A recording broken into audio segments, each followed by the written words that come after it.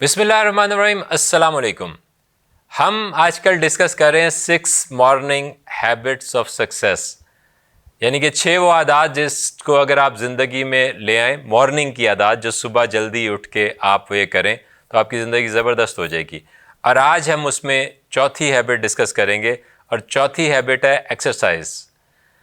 Exercise आपने सुबह को करनी है।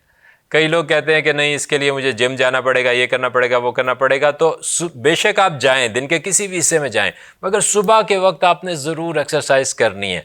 इससे आपकी बॉडी रिफ़्रेश हो जाएगी, इससे आप में एनर्जी आ जाएगी, इससे आपका दिमाग काम करना शुरू कर देगा, क्योंकि आपका ब्लड फ्लो बेहतर हो जाएगा। तो आपके पास टाइम नहीं है, कोई चीज़ नहीं है, आप नहीं कर सकते, तो सिर्फ 1 मिनट के लिए, यानी कि 60 सेकेंड के लिए अगर आप लाइट जंपिंग भी कर लें, कि हल्की सी छलांगे भी लगा लें, तो वो भी बहुत ज़बरदस्त रहेगी।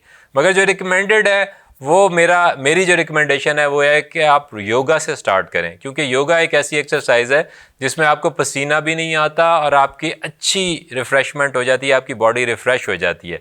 उसके लिए आप YouTube या किसी भी जगह से योगा के बेसिक कोई पोजेस देख लें, कोई भी वीडियो देख के उसके मुताबिक कर लें, जो बेसिक्स हैं उसके मुताबिक।